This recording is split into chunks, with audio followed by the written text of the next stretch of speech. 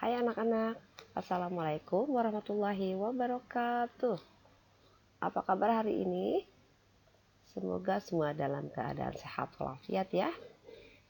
Alhamdulillah, hari ini kita sudah masuk tema 8, subtema 4, mencegah bencana alam, pada pembelajaran 1 dan 2.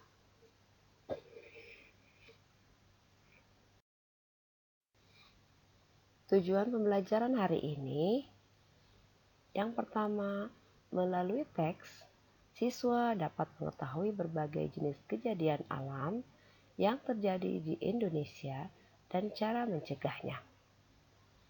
Yang kedua, melalui teks, siswa dapat menyebutkan sikap kerjasama di rumah. Dan yang ketiga, melalui percakapan, siswa dapat mengekspresikan ungkapan rasa terima kasih dengan tepat. Nah, anak-anak, sebelum kita mulai pembelajaran hari ini, alangkah baiknya kita membaca doa bersama-sama. Berdoa mulai. Bismillahirrahmanirrahim.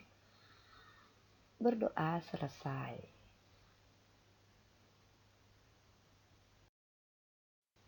Baik anak-anak, gua akan membacakan teks berikut ini ya. Silakan anak-anak menyimak dengan baik. Bencana alam. Pernahkah kalian mendengar berita tentang bencana alam?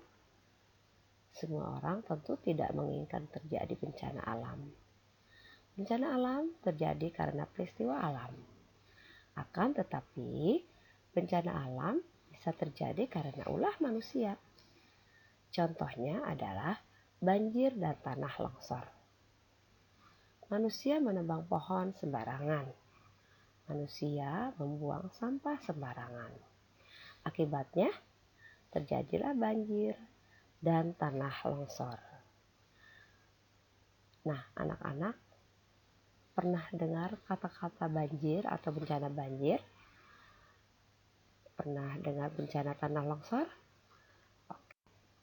Berikut adalah gambar-gambar contoh bencana-bencana alam. Yang pertama adalah bencana alam banjir.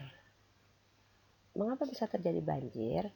Nah, tadi sudah disebutkan ya sebelumnya dari teks tadi bahwa salah satunya adalah ulah manusia. Artinya di sini ada perbuatan manusia.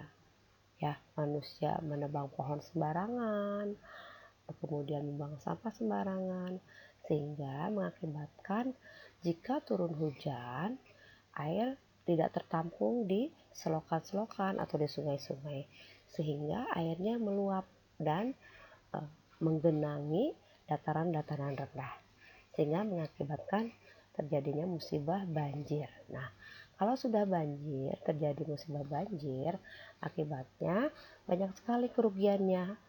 Seperti kita lihat pada gambar berikut ya, yaitu rumah-rumah bisa tergenang ya, sehingga penghuni-penghuni rumah tentunya tidak nyaman dengan rumahnya, sehingga penghuninya tentunya mengungsi ke tempat yang aman ya. Nah, itulah kerugian akibat dari musibah bencana banjir. Nah, kemudian yang kedua yaitu tanah longsor. Ya, tanah longsor yaitu pergerakan tanah ya di dalam, sehingga mengakibatkan tanah itu jatuh ke tempat yang lebih rendah. Nah, sehingga kalau kita ada rumah-rumah di perbukitan atau di pinggir-pinggir gunung, itu akan menimpa rumah-rumah di sekitarnya. Nah, kita memang dilarang ya untuk membangun rumah-rumah di sekitar yang memang kelihatannya berbukit atau tanahnya seperti perbukitan, sehingga akan mengakibatkan terjadinya tanah longsor. Jika hujan terus-menerus dan tidak ada pepohonan, maka tanah itu tidak ada yang menahan, sehingga mengakibatkan tanah itu bergerak dan mengakibatkan longsor. Nah, seperti itu yang kita lihat seperti gambar yang kedua ya. Tentu di sini banyak kerugiannya ya, terjadinya tanah longsor. Rumah akan kena dan penghuninya pun tetap akan mengungsi. Nah, kemudian bencana yang ketiga pun ada namanya angin kencang ya. Jadi di sini pun nah mungkin ini angin kencang ini disebabkan oleh alam ya. Biasanya angin yang sangat berhembus kencang dan bisa menggerakkan atau meniupkan segala yang di sekitarnya, pohon, rumah, dan sebagainya ya. Sehingga pasti tentunya menimbulkan kerugian-kerugian kepada manusia.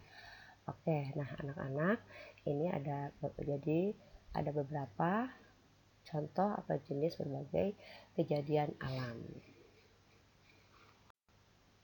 Nah, bagaimana cara mencegah bencana alam? Nah, di sini ada beberapa cara ya, cara mencegah bencana alam. Yang pertama, kita harus menjaga lingkungan sekitar. Nah, caranya apa? Menjaga lingkungan sekitar ya, dengan cara merawat lingkungan sekitar itu ada tanaman ya. Kita tidak memetik atau bahkan menebang pohon-pohon sembarangan. Jadi tetap harus kita jaga ya. Bahkan kalau misalkan kita halaman atau melihat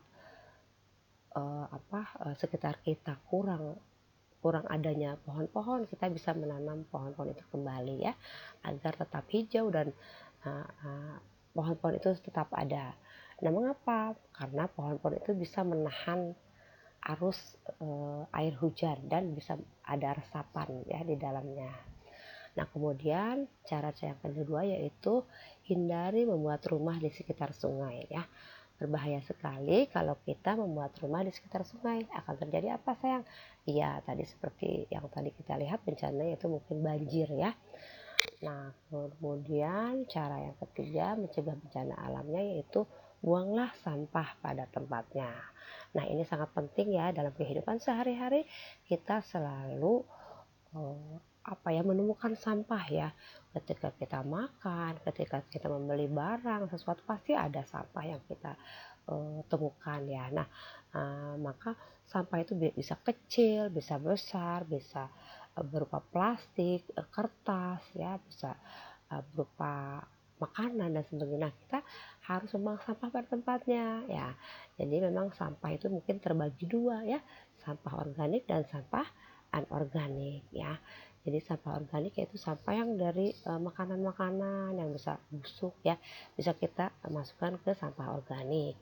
Dan kita pisahkan lagi untuk sampah-sampah anorganik, misal plastik ya, botol, kaca dan sebagainya ya. Jadi tetap kita akan selalu lingkungan kita itu akan bersih. Kemudian cara mencegah bencana alam berikutnya itu rajin membersihkan saluran air. Ya, mengapa? Karena bukan hanya kita sudah menjaga kebersihan nih, sudah membuang sampah pada tempatnya, sehingga sampah-sampah tidak ada yang tergenang di saluran air atau di parit ya, atau di got. Nah, namun ketika hujan tiba, itu biasanya dengan secara alaminya atau daun-daunan itu akan jatuh dan pasti terbawa arus air ke saluran air. Nah, maka dari itu kita harus rajin-rajin membersihkan saluran air. Kita bisa mengajak ayah dan bunda untuk membersihkan saluran air di depan rumah kita terutama ya. Oke, nah itu adalah cara-cara mencegah bencana alam. Nah, sekarang anak-anak belajar bentuk kerjasama ya. Nah, seperti apa bentuk kerjasama yang kita akan pelajari? Nah, di sini ada sebuah cerita ya. Ahmad bekerja sama dengan keluarganya memberikan bantuan makanan untuk korban bencana alam. Perhatikan percakapan berikut ya.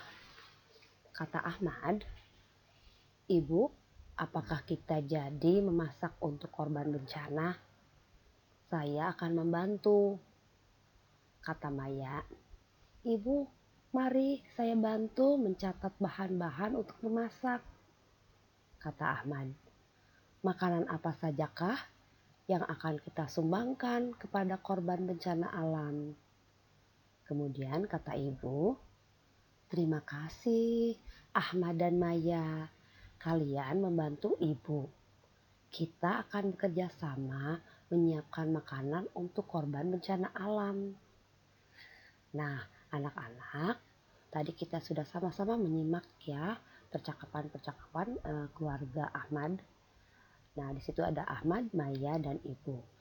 Nah, di situ eh, apakah yang apakah yang bisa kita berikan kepada korban bencana alam di sekitar kita? Nah, selain makanan yang sudah Ahmad berikan, juga kita bisa memberikan obat-obatan, ya. Kita bisa memberikan pakaian, selimut, buku, dan sebagainya.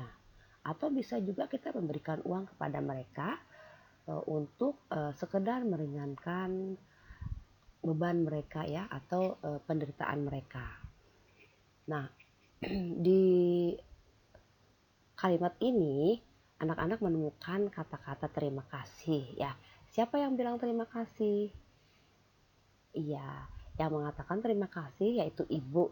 Ya, ibu mengatakan terima kasih kepada Ahmad dan Maya karena sudah membantu ibu. Nah, anak-anak, ketika kita mengucapkan terima kasih, apa sebelumnya yang kita rasakan? Nah, pernahkah kalian mengalami kesusahan dalam kehidupan sehari-hari, ya? Nah, saat itu siapakah yang menolong kalian? Ya, tentu ya orang-orang terdekat kita, ya. Nah, apakah yang kalian ucapkan jika ada orang yang menolong kita?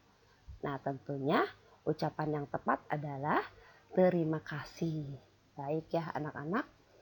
Nah, jadi anak-anak sudah tahu ya bagaimana kita harus mengucapkan kata terima kasih dengan tepat ketika ada orang yang membantu kita atau menolong kita. Seperti dalam cerita ini.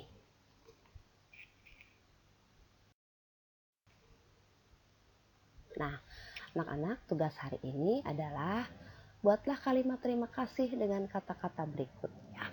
Oke, yang pertama obat, yang kedua kata sepeda, yang ketiga selimut, yang keempat makanan, dan yang kelima baju. Oke, tapi Bu Guru hari ini akan memberikan contoh ya satu kalimat ucapan terima kasih dengan kata-kata obat. Oke, nah ini adalah contoh untuk soal nomor 1 ya dari kata obat.